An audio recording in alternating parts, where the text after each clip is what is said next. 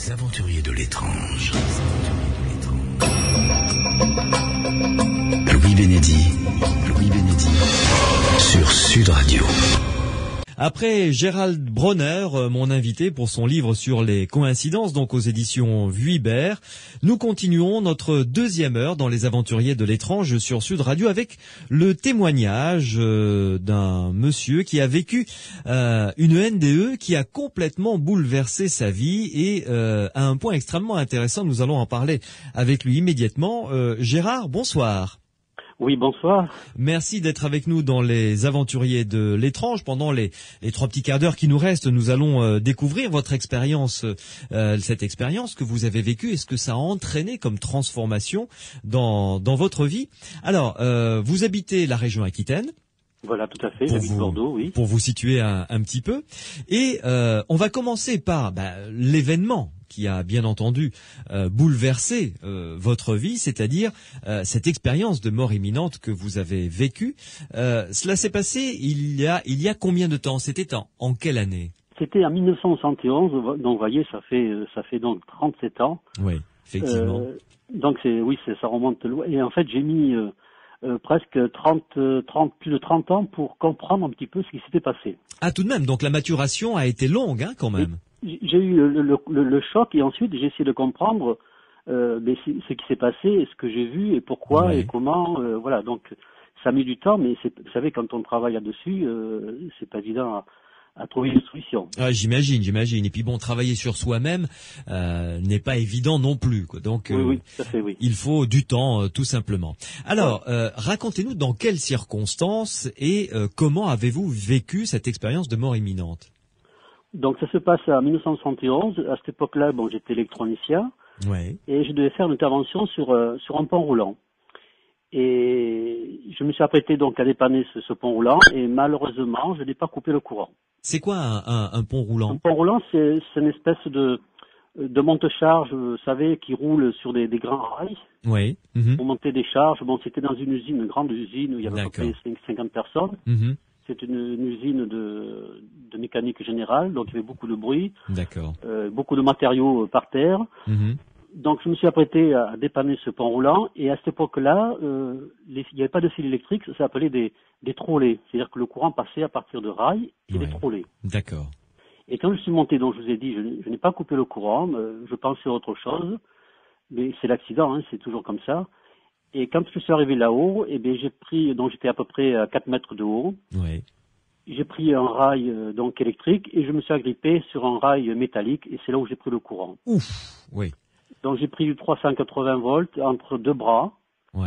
Et c'est là j'ai vu comme je savais, j'avais déjà été électrifié une fois, donc je savais ce que c'était. Parce que quand ça arrive, on se pose des questions, qu'est-ce qui se passe? C'est un petit peu comme si on était pris par 2 lions, hein, pour vous dire un petit peu le mal que ça fait. C'est comme si on avait une image comme si on était déchiqueté par 2 lions affamés, voilà. Ah oui, ça doit être extrêmement douloureux, donc j'imagine. C'est très violent, très douloureux, oui, tout à fait. Et j'étais conscient, donc que je subissais cette douleur, et j'étais conscient, et je savais que les minutes, les quelques secondes, pour parler en secondes, je savais que si personne venait me décrocher, couper le courant, je savais que je devais y passer. Donc, à ce moment-là, j'ai pensé à ma mère, j'ai dit, je n'ai pas le droit de mourir pour elle. Donc, il est venu une espèce de force supplémentaire, de conscience supplémentaire pour dire, oui, je veux vivre.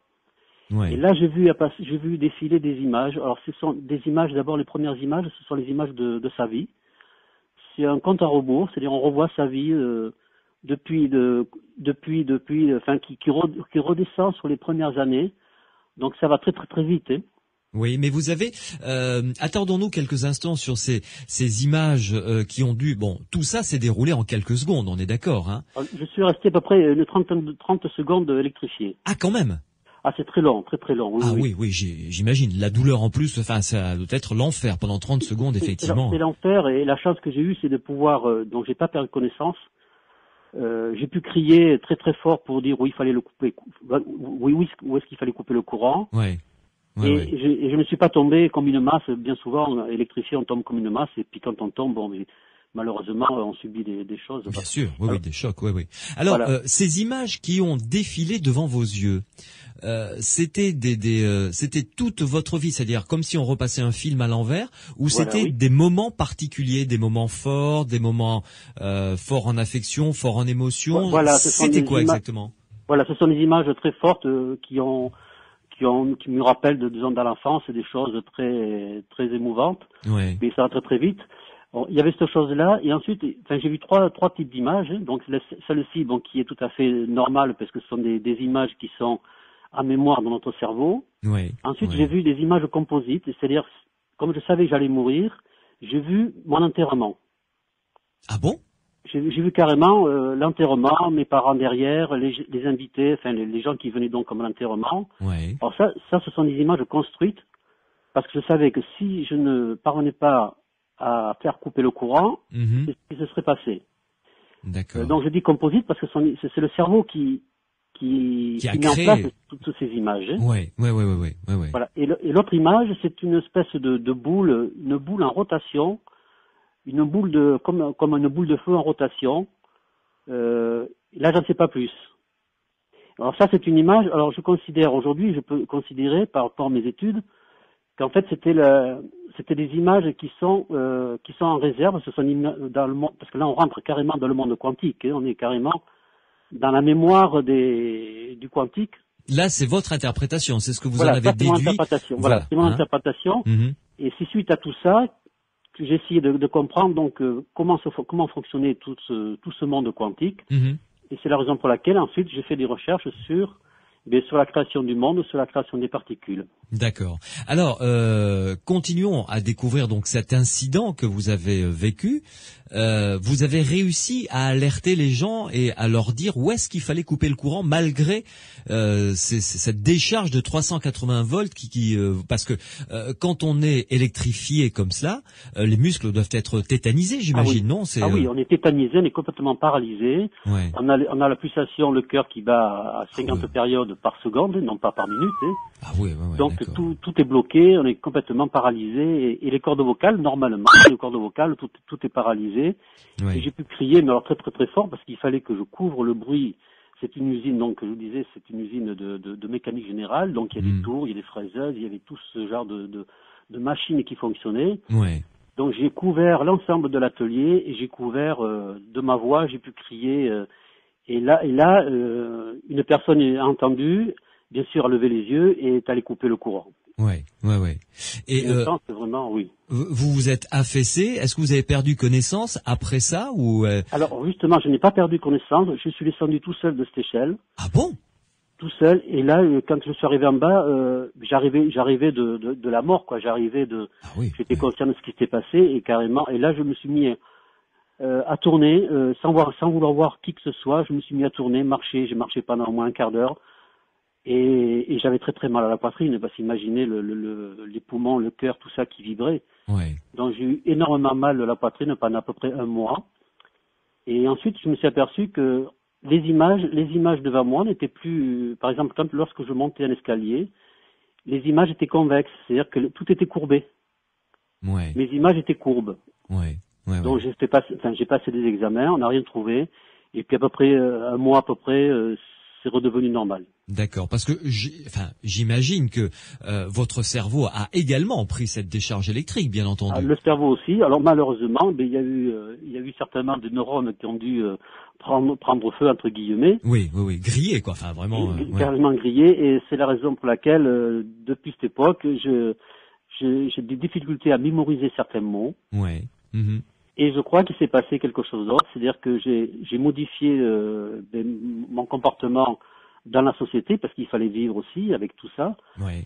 Et j'ai développé une sorte d'intuition et de pouvoir d'imagination et de pensée. Mhm. Voilà, donc à partir de cette époque-là, c'est venu progressivement. Hein, donc j'ai pensé autrement. Ouais. Est-ce qu'on peut dire que vous avez vécu une expérience de mort imminente? Parce que vous avez tout le temps été conscient, enfin je veux dire une NDE telle qu'on la qualifie de manière classique, c'est-à-dire quelqu'un qui meurt, vous savez ce tunnel, ensuite rencontre avec la lumière et le retour. Vous non, vous avez été réellement conscient de bout en bout de cette expérience. Voilà, tout à fait. Voilà, moi j'ai pas eu ce tunnel-là. Mhm. donc j'étais proche de la mort parce qu'en fait, Ah bah oui, clairement. il y a des choses qui se sont passées. Ouais. Parce que quand on arrive entre les deux extrêmes, entre la vie et la mort, il se passe des choses. C'est comme la création de l'univers, entre l'infiniment petit et l'infiniment grand, il se passe toujours quelque chose. Mais la chance que j'ai eue, c'est sûr, c'est une grande chance, c'est de ne pas avoir vu le tunnel, parce que si j'avais vu le tunnel, j'aurais été inconscient et là, il se serait passé des choses. D'abord, j'aurais pas pu crier. Oui, exact. Et d'autre part, quand les gens auraient coupé le courant, je serais tombé comme une masse sur les bouts de ferraille qui étaient par terre. Oui, vous auriez chuté de 4 mètres. Ah, 4 mètres, oui, puis là, je serais tombé sur des bouts de ferraille et très certainement soit handicapé ou mort, ou mort parce qu'en fait, ça va très très vite. Mais quelle a été la réaction des gens autour de vous? Parce que quand vous êtes redescendu tout seul, ils ont dû, je sais pas, être absolument suffoqués, estomaqués, vous considérez comme un miraculé quasiment. Je ne sais pas, parce qu'en fait, les gens, quand je leur parle des fois, parce que j'en parle très très peu de cet accident, les gens ont tendance plutôt à rire de tel accident. Oui. Parce que j'ai un peu les cheveux frisés et de suite on voit le personnage prenant le courant avec les cheveux tout qui partent en l'air et en fait les gens ont une image plutôt de rigolote que de pitié sur mon accident. Les gens m'ont vu sortir du fait que j'étais debout. Pour eux, il s'était rien passé. Ah oui, ils n'ont pas eu conscience de la violence du choc. Ah pas du tout, non, pas du tout. Et mon entourage, non, c'est du fait que je pouvais marcher et parler, j'avais pas de séquelles physiques, donc ça paraissait pas. Donc pour eux, j'ai tout à fait, il s'était rien passé. Alors que ma souffrance était que je disais tout à l'heure, par exemple, à 2 lions qui étaient affamés sur moi, les lions une fois partis, j'aurais eu plus de bras ou j'aurais été tout en sang. Là, on aurait dit il a souffert, mais dans ce cas, non. Mais curieux, après cette vous n'avez pas fini l'intervention, j'imagine. Après, vous êtes reparti, mais vous avez eu la force de prendre votre voiture, de retourner à votre boulot. Ce que j'ai fait, je suis parti à mon domicile, je suis allé voir un médecin. Et le médecin m'a dit que du fait que j'étais en vie, il n'y a pas de problème. Donc je suppose que j'avais un cœur qui tenait bien. Oui, c'est le moins qu'on puisse dire. Oui, ça. Des fois c'est très critique parce qu'en fait des fois le fait de prendre le courant, il suffit de tomber dans une mauvaise période de pulsation cardiaque et vous pouvez très bien faire une syncope rien que pour une décharge électrique. Oui. Donc c'est très, il y a une chance inouïe. C'est vrai que la façon dont ça s'est passé, c'est vraiment une chance de pouvoir parler aujourd'hui, quoi. Oui, effectivement. Alors, donc, là, vous avez mis physiquement 1 mois pour vous en remettre, hein? À peu près, 1 mois, oui. Ouais, d'accord. Et ensuite, vous avez repris votre travail, votre vie de tous les jours, j'imagine, normalement. Tout à fait. Alors le travail, je l'ai repris le lendemain pour vous dire, il n'y avait pas de problème. Je souffrais, mais en fait, c'était soutenable non plus. Donc j'ai repris mon travail le lendemain, il n'y a pas de problème. Et j'ai fait comme si c'était rien passé, bien sûr. Mais ce qui s'était rien passé, c'était pas évident parce que le fait de reprendre une activité professionnelle qui touche l'électricité, l'électronique. L'électronique, c'est pas trop dangereux parce que c'est des basses tensions, mais quand il s'agissait de l'électricité, bien sûr, là, c'était plus délicat parce qu'il y avait ce côté d'électrification qui reste. Et c'est vrai qu'on a des images qui restent gravées toute sa vie de l'électrification. Donc on a une appréhension quand on voit quand on approche du courant, on a cette appréhension d'électrification. Oui, j'imagine bien. Que j'ai toujours d'ailleurs. Oui. Pour le moins, ça paraît tout à fait, tout à fait normal et naturel. Gérard, une pause et on se retrouve dans quelques instants pour continuer cette conversation ensemble dans Les Aventuriers de l'étrange sur Sud Radio et comprendre jusqu'à quel point cette expérience douloureuse a transformé votre vie et vous nous ferez part de vos réflexions, de ces 30 ans d'introspection et ce que vous en avez retiré finalement. Et je vous demanderai après si finalement pour vous ça a été positif ou négatif comme expérience. Hein? Allez, à tout de suite. Les Aventuriers de l'étrange. Benedy, sur Sud Radio. Gérard est avec nous sur Sud Radio dans Les Aventuriers de l'étrange pour nous faire part d'un témoignage pour le moins intéressant, curieux et évidemment riche en ce qu'on peut apprendre sur soi-même après avoir vécu donc cette électrification, cette électrocution. On peut dire que c'était une électrocution quand même, Gérard. C'est-à-dire qu'on dit électrification quand il n'y a pas de décès, Oui. et électrocution quand il y a décès. Ah oui, donc électrification, c'est mieux alors. Hein? Voilà, donc comme je suis encore vivant, c'est électrification. Oui, il vaut mieux, je suis d'accord avec vous. Alors, vous avez mis 30 ans, vous nous l'avez dit, pour comprendre ce qui s'était passé. Première question, est-ce qu'avec le recul, maintenant, puisque ça s'est arrivé, cet incident, vous l'avez vécu en 1971, est-ce qu'avec le recul, vous considérez que c'est une expérience qui a été bénéfique ou pas ? Je pense oui bénéfique. D'une part déjà parce que c'est vrai que je suis des fois la tête en l'air, donc ça m'a permis de remettre en question. Parce que comme c'était mon métier, il fallait que je fasse attention. Donc déjà d'une part ça me mettait en question en disant il faut que je fasse attention. Ouais. Et d'autre part le côté bénéfique c'est que j'ai pu par cette expérience devenir peut-être quelqu'un d'autre, différemment. Plus posé, pensif, m'interrogeant donc sur les grandes valeurs sur l'humanité, d'où venons-nous, voilà, ces grandes questions-là sont plus proches de l'homme. Oui. Avant, vous n'aviez pas ce genre de questionnement. Avant cet accident, vous n'aviez pas ce genre de questions dans la tête. Non, pas du tout. C'était bon. Tout le monde s'est posé la question. Vous savez, quand on regarde le ciel, les étoiles, on se pose toujours la question. Mais pas si fort qu'après cet accident. Ouais. Et ces questions ont commencé à émerger en vous combien de temps après cet accident ? Ça s'est fait progressivement. En fait, c'est venu progressivement parce que par rapport à cet accident, les gens pensent toujours, on a fait quand ils ont eu le seuil de la mort, beaucoup pensent qu'on est allé dans l'au-delà. C'est-à-dire qu'on a vu, on a été dans un autre monde parallèle. On a vu des choses, ceci, cela. Ouais. Et pour moi, je suis allé dans l'indessa, c'est-à-dire dans l'infiniment petit.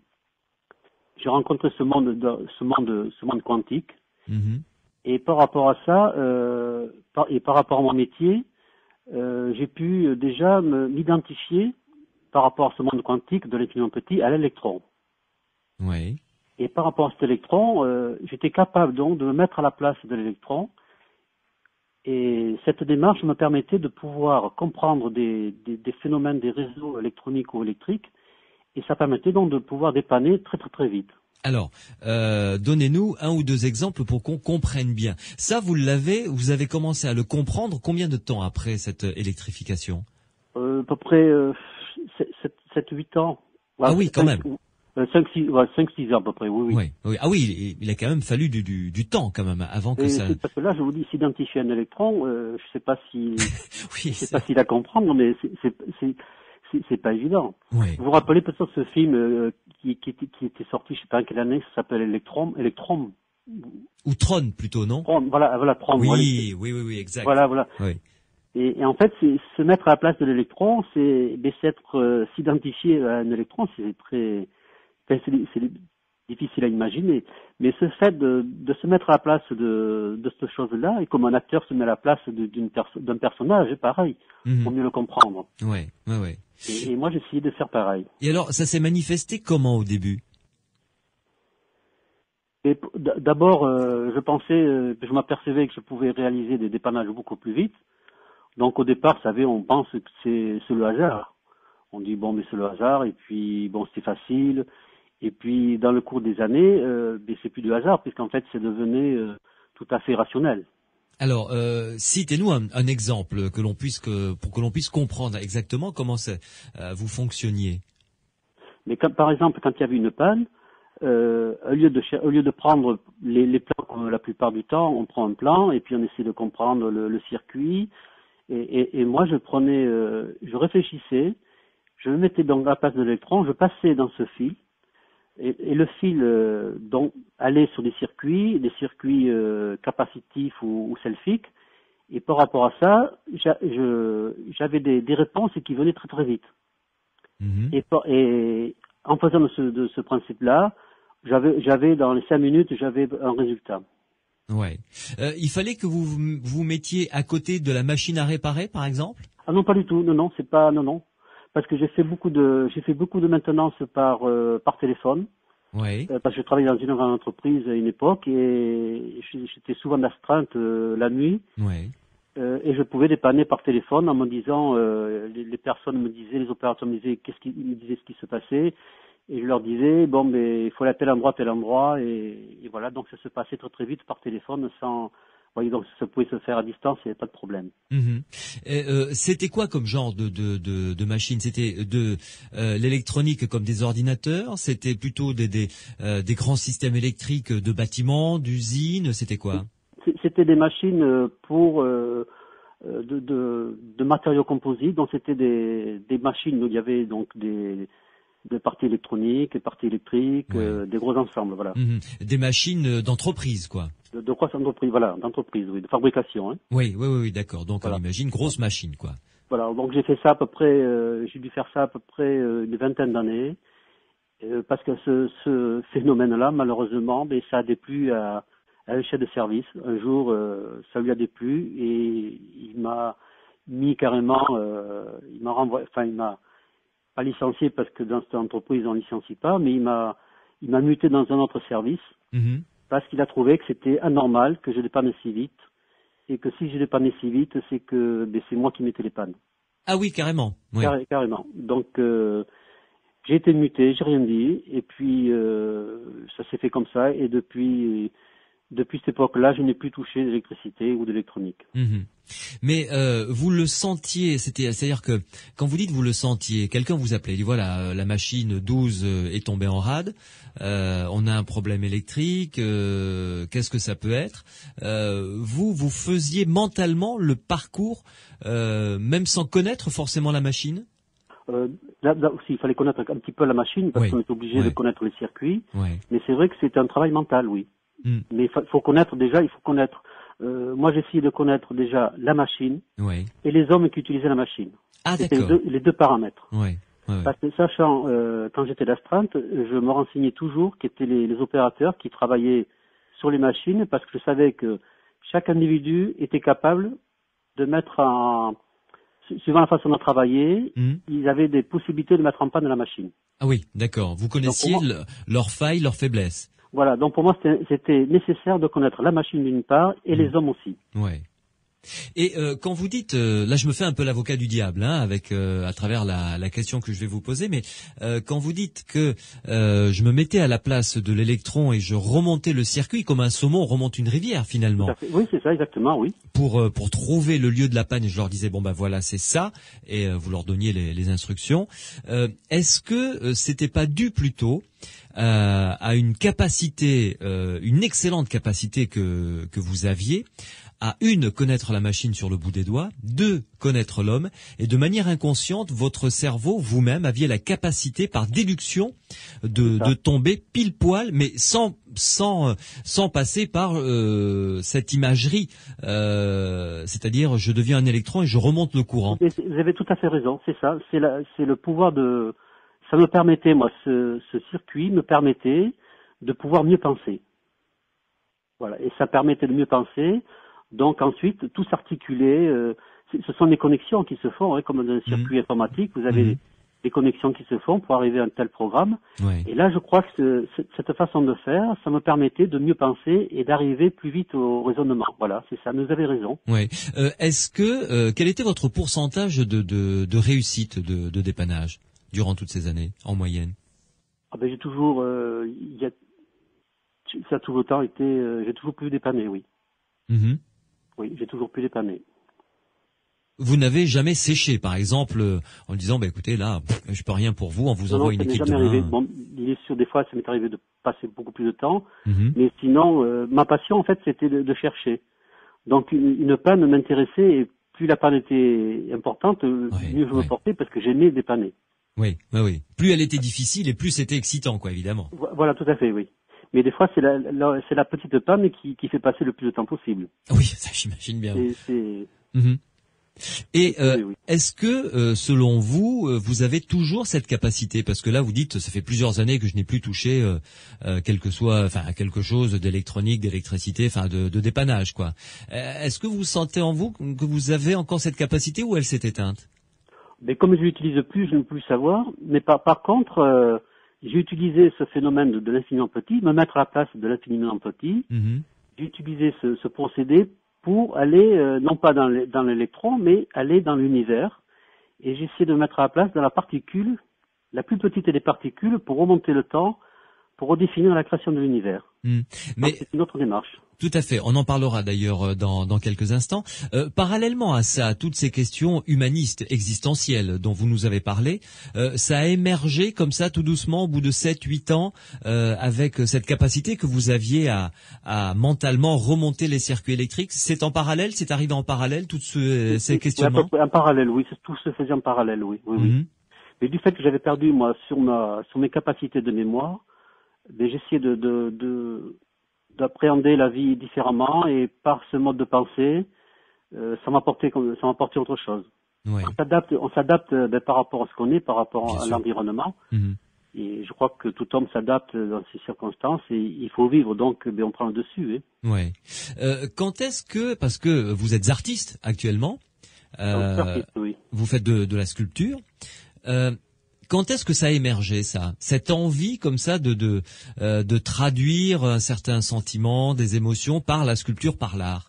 Mais je sculpte déjà depuis l'âge de 7 ans, donc j'avais ça Donc déjà à moi, vous l'aviez en vous, ça, d'accord. Voilà, ça je l'avais à moi. J'ai toujours fait du dessin, de la gravure, mais c'est vers les années 1980, 85. Bon, j'ai fait la première statuette en carbone, qui est née à 3000 degrés. Bon, ça c'est un défi technologique, parce que personne ne voulait me croire sur un procédé de réalisation industrielle. Donc j'ai fait de l'art. Et puis progressivement, alors l'avantage de cet art, c'est qu'à cette époque-là, je travaillais le carbone. Mhm. Et le carbone, c'était du carbone, fallait réaliser ce matériau. Et le carbone est issu du pétrole, donc il fallait extraire des atomes de pétrole soit du pétrole ou de houille. Mhm. Et ce matériau remonte le temps, parce qu'en fait, ça date des planctons. Vous vous rendez compte, c'était avant les dinosaures. Mhm. Et c'est toute une histoire. Et le fait d'avoir créé de la sculpture à partir de carbone, ça me replongeait encore dans cette histoire de l'infiniment petit, et remonter le temps. Mais alors, ça consiste en quoi finalement cette matière, le carbone? Ça se présente comment? Comme un bloc qu'on taille, qu'on lime, qu'on coupe, comme un sculpteur normal, ou ça se travaille différemment? Pas du tout. Ah non, pas du tout. C'est pas l'image du sculpteur. En fait, c'est plutôt concepteur. Ouais. Parce que les premières sculptures, ce sont des fibres courtes. Dans les fibres courtes, c'est imaginer un petit peu des cheveux coupés en tous les millimètres. Oui, d'accord. Voilà. Donc ça fait une espèce pas de poudre, mais en fait de fibres. Ouais. Et ensuite, j'allais extraire les atomes de carbone dans du brai. Donc le brai, soit c'est du brai de houille ou de pétrole. Oui. Mhm. Donc le brai, c'est une substance noire, un petit peu ce qu'on trouve sur les batteries de voitures. Je sais pas si vous voyez un petit peu. Mhm. Maintenant, bon, peut-être que ça se fait beaucoup moins. Et donc mais il y a toute une alchimie. Ça veut dire que moi j'avais l'avantage d'utiliser les machines de cette société. J'avais l'accord de la hiérarchie Ouais. et de la direction, donc il n'y avait pas de problème. Mhm. Mais c'est toute une alchimie. Il fallait faire pénétrer ce carbone. Ensuite, il fallait le faire chauffer pour le carboniser. Et ensuite, j'ai fait graphiter. Graphiter, c'est monté à 3000 degrés, presque. C'est quelque chose d'important. Ouais. Alors, pour situer, la mine de crayon, c'est comme le carbone, c'est comme la mine de crayon. D'accord. Ok. La mine de crayon, c'est du graphite. Mhm. Et le carbone peut être aussi graphite. Voilà. D'accord. Ça ressemble à de la mine de crayon. Mais dites-moi, les sculptures doivent être extrêmement petites alors? Alors, j'ai fait des petites sculptures en carbone. Et puis ensuite, pour pouvoir faire des plus grosses sculptures, j'ai utilisé des résines. Mhm. Donc j'ai utilisé les fibres courtes, mélangées avec des résines, et ça me permettait donc de faire des sculptures de plus grande dimension. J'en ai fait jusqu'à 4 mètres de haut. Ah oui, quand même. Voilà, oui. D'accord.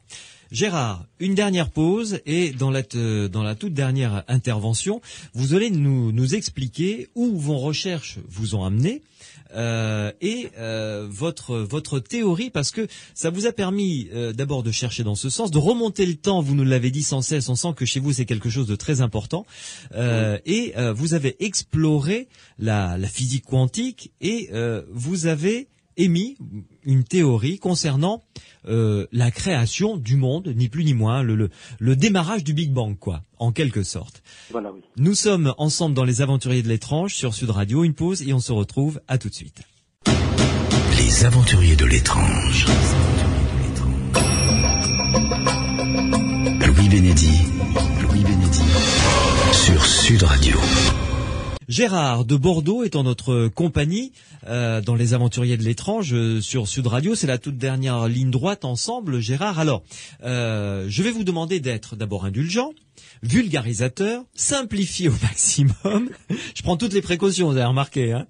Oui, tout à fait, parce que c'est vrai que quand on aborde l'art, bon, ça passe, mais encore que l'art sur le carbone, c'est pas évident, parce Oui. qu'on parle d'atomes, de molécules, c'est pas évident non plus. Voilà. Mais la science sur les particules élémentaires, c'est encore plus difficile, oui. Voilà. Alors, il va falloir que vous me parliez gentiment comme un garçon de 9 ans, pour que je comprenne.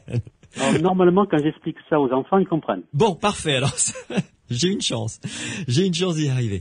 Gérard, qu'est-ce qui vous a emmené à vous intéresser à ce problème de physique et d'astronomie?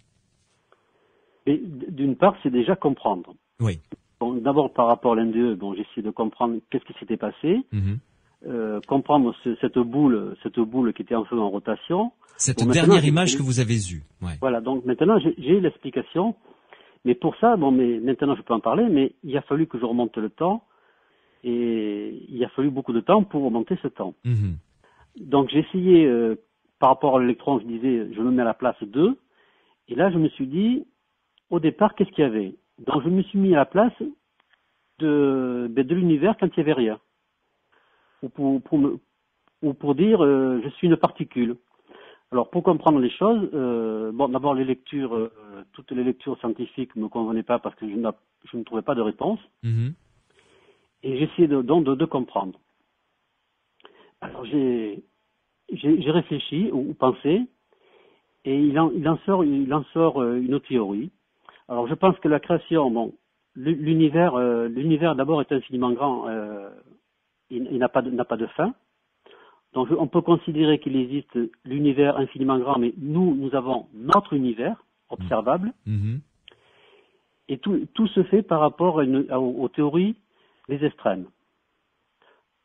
L'infiniment grand d'un côté, oui. oui, l'infiniment grand d'un côté et l'infiniment petit de l'autre. Voilà, tout se passe avec ces échelles d'infiniment grand, infiniment petit. D'accord. Alors si on dit, si on remonte le temps à notre époque, c'est-à-dire si on dit aujourd'hui nous sommes là, donc au moment donné il y a eu un départ. Mhm. Donc les scientifiques pensent qu'il y a un Big Bang. Bon, pour moi, c'est pas un Big Bang, vous allez le voir tout à l'heure. Si on regarde l'univers c'est comme le ciel, les petits points blancs, comme des étoiles. Mhm. Et en fait, chaque étoile correspond à un univers comme le nôtre, Oui. aujourd'hui. Oui. Alors si on remonte le temps, dans le temps au zéro, en fait, il y avait une particule qui s'appelle une particule antagoniste qui vibre entre l'infiniment petit. C'est-à-dire que pour être infiniment petit, plus on veut aller dans l'infiniment petit, au moment donné, cette particule aura tendance à vibrer entre le vide et son inverse, qui est l'antivide. Donc la particule va être antagoniste. Pourquoi? Parce qu'elle vibre entre le vide et l'antivide. Mhm. Mais ces particules le sont. Alors, je ne connais pas le rapport qui existe entre une particule infiniment petite et un espace beaucoup plus grand, parce que tout se lie entre ces infiniment grands et infiniment petits. Donc ça veut dire peut-être qu'il y avait une particule antagoniste tous les mètres ou tous les kilomètres, je ne sais pas. Donc l'univers se trouvait comme ça, avec plein de petites particules antagonistes. Mais comme ces particules antagonistes, elles vibraient dans l'antivide, cet antivide, c'est comme un petit trou noir. C'est-à-dire qu'elles vont s'aspirent. Mhm. Et toutes ces particules dans l'univers auront tendance à se rassembler dans les milliards d'années, vont se rassembler, pour se réunir en formant une grosse boule, Oui. grosse boule de particules antagonistes. Alors on pourrait dire que cette grosse boule, c'est un trou noir, parce qu'en fait, ce sont des particules qui vibrent, mais comme il y a l'antivide, tout a tendance à se rapprocher les unes contre les autres, donc ça fait une espèce de gros trou noir. Mhm. Alors comme tout à l'heure je vous parlais de différence entre un infiniment grand et un infiniment petit, à un moment donné, notre univers va être en désaccord, parce que comme il est comblé d'une grosse boule d'antivide, il va être en désaccord, et à ce moment-là, il va casser cette échelle de infiniment grand, infiniment petit, et il va se passer une résonance. Une résonance. Donc cette résonance, pour moi, c'est ce que les scientifiques appellent le Big Bang. Mhm. D'accord. Donc ça va pas faire un bang, mais cette résonance va casser les particules antagonistes en deux. Mhm. C'est-à-dire qu'on va les séparer. Donc d'un côté, nous aurons une particule de vide, et de l'autre côté, nous aurons une particule d'antivide. Mhm. La particule de vide se rappellera l'électron, et la particule antivide s'appellera le positron. Donc Ouais. ce sont deux particules qui sont opposées. Mhm. Donc dans cette résonance, qu'est-ce qui va se passer? Toutes les particules vont être séparées sur l'infiniment grand. Mais le problème qui va se passer, c'est que les positrons, ces antiparticules, auront tendance à aspirer les électrons. Et de ce fait, ces deux particules vont se rencontrer et vont s'annihiler, c'est-à-dire elles vont se détruire. Mhm. Et dans cette destruction, elles vont créer deux photons normalement. Et à la place de cette annihilation de particules, il va laisser une empreinte, et cette empreinte s'appellera le neutrino. D'accord. Donc de cet instant, il est parti une gerbe de lumière, parce que toutes les particules se sont donc réunies et s'est annihilées, donc détruites. Ça crée une énorme gerbe de lumière. Donc déjà, la lumière, qui dit lumière, donc c'est de l'énergie. Ouais. Mhm. Donc il y a eu de la chaleur, et il y a eu un rayonnement cosmique que l'on a toujours actuellement. Hein. Mhm. Mhm. Alors dans toutes ces particules, il y en a beaucoup qui sont détruites, bien sûr, pour fournir toute l'énergie du système, de notre système. Et il y a eu quelques rescapés. Alors des rescapés, il y a eu parce que les antiparticules auront tendance toujours à aspirer, et elles vont aspirer des neutrinos. Et lorsqu'une particule, le positron, attire un neutrino, ça isole le positron. C'est-à-dire qu'après, le positron pourra s'unir avec un électron. Mhm. Donc D'accord. ça va devenir des particules composites Ouais. Ouais. Ouais. par 3, Ouais. Ouais. et ensuite vont s'additionner par 9 pour former les quarks. Mhm. Alors là, plus les particules s'additionnent, plus ça devient complexe. Ouais. Parce qu'imaginez, chaque particule a une définition de force, une force qui attire ou une force qui pousse ou qui attire. Bon, le positron, lui, il attire. L'électron, il pousse ou il attire. Mhm. Alors ça fait, là, il y a énormément c'est très complexe parce qu'il y a des formules mathématiques qui rentrent en ligne de Ouais. compte. Mais C'est très complexe. dites-moi, Gérard, est-ce que vous avez eu la possibilité d'en parler avec des physiciens de cette théorie, de cette hypothèse que vous avez émise? Mais j'ai eu quelques scientifiques, mais en fait, quand je leur parle de particules élémentaires ou de neutrinos, Mhm. bon, au départ, ils sont favorables à m'écouter parce que oui, ils connaissent. Et quand j'aborde vraiment la question des particules, la formation des quarks, des formations des particules ou avant le Big Bang, là, il n'y a plus personne. Je n'ai pas rencontré un scientifique qui puisse m'écouter pour en parler. Malheureusement, mais j'espère que votre émission, il y aura un scientifique Écoutez, qui sera pourquoi pas. attentionné. Mais ça veut dire qu'ils n'adhèrent pas à votre hypothèse, ils disent non, c'est trop farfelu, ou alors... C'est trop simple, voilà. Ah, ils trouvent que c'est trop simple. C'est trop simple. Alors bien sûr, ma réponse est de dire, bon, mais l'univers, notre vie, heureusement qu'elle est basée sur quelque chose de simple, parce que l'intelligence, c'est la simplicité. Mhm, mhm. Donc on peut pas. Et ensuite, ce qui est intéressant, c'est que ma théorie de particules jusqu'à la création de l'espèce vivante, tout se reboucle et finira par se reboucler jusqu'à la fin des particules. Donc il y a un sens dans la démarche et il y a un sens dans la fin de la création. Mhm. Ouais. Et ce contact avec les scientifiques vous a laissé sur votre faim, parce que dire simplement c'est trop simple, au revoir monsieur, c'est effectivement un peu court. Oui, alors justement, il y a j'ai un projet qui est sur internet qui s'appelle Positron. C'est parce que c'était pour définir la cause de la force de gravitation. Mhm. Aujourd'hui, on connaît les effets. Et il y a un projet, j'ai même proposé dans une grande société, sans la citer, européenne sur l'espace, pour faire un projet pour comprendre l'origine de la force de la gravitation, Ouais. la cause de la force de la gravitation. Mais dites-moi Gérard, vous avez parcouru un sacré chemin quand même depuis 1971. Ah oui, énormément. Oui, parce que je peux vous dire que je passais énormément de temps à écrire, à réfléchir. J'ai passé beaucoup de vacances à étudier, à écrire. Et comme vous le savez, les vacances, ça dure que dans l'année, il n'y a que 30 jours. Oui, oui, oui. Ça veut dire que j'écrivais une année et l'année après, je trouvais ce que j'avais fait n'était pas bien, donc je refaisais. Donc j'ai sorti un ouvrage en c'était en 2003, qui s'appelle Nos origines à partir du rien.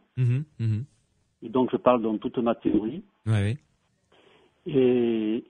Et ensuite, j'ai développé la tendance de l'art quantique en 2005. C'est une nouvelle tendance qui parle de l'art et de la science. Hein. Oui, tout à fait. Et est-ce que finalement, vous ne regrettez pas tout ce chemin parcouru?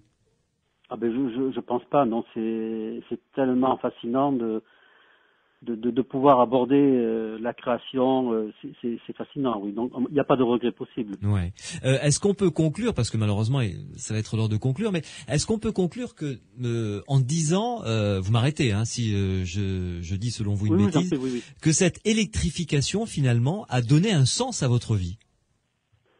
Oui, je peux, parce qu'en fait, si j'avais pas eu cette électrification, j'aurais été différent et peut-être que j'aurais été mieux différemment, mais bien sûr. Mais maintenant, tel que je suis, non, parce que je pense qu'on a un but, chaque individu a un but dans la vie, ou si on l'a pas, il faut se le donner. Ouais. Et je pense que c'est important, oui. Ouais.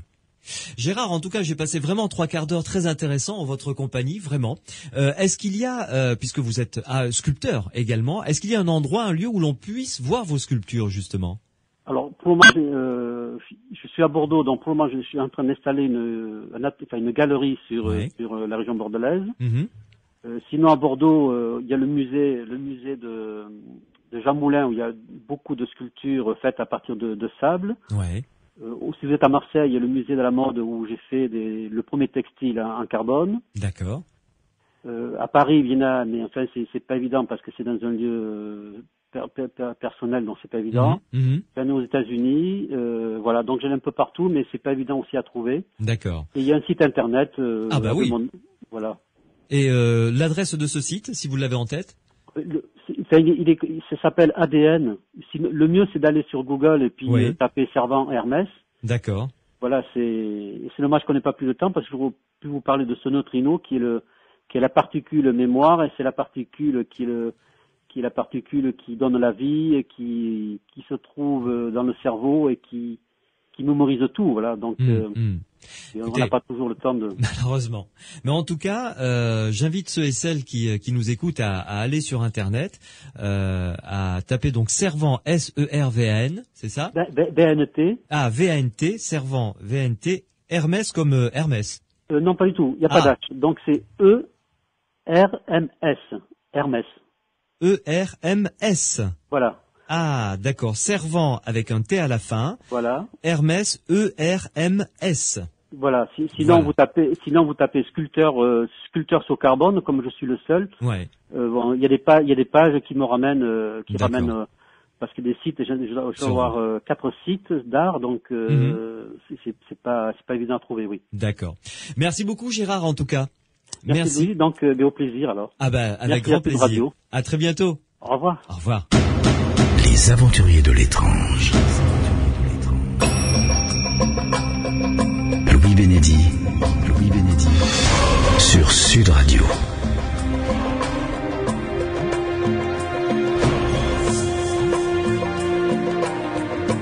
Rassurez-vous, si vous n'avez pas eu le temps de noter toutes les références pour aller voir les sculptures au carbone de Gérard, Servant Hermès donc de Bordeaux, il y aura toutes les références sur le site des aventuriers de l'étrange, psiland.org, psiland.org. Je vous souhaite une Bonne fin de soirée ou début de nuit, selon, à l'écoute de la rediffusion des programmes de Sud Radio. Et quant à nous, eh bien, nous nous retrouverons toujours avec autant de plaisir, en tout cas en ce qui me concerne. Pour vous aussi, je le sais, car vous êtes de plus en plus nombreux à écouter les Aventuriers de l'étrange. On se retrouve avec grand plaisir vendredi et samedi prochain. D'ici là, passez une excellente semaine. Et si vous voulez m'écrire, vous le savez, étrange@sudradio.fr. À la semaine prochaine. Les Aventuriers de l'étrange. Louis Bénédy sur Sud Radio.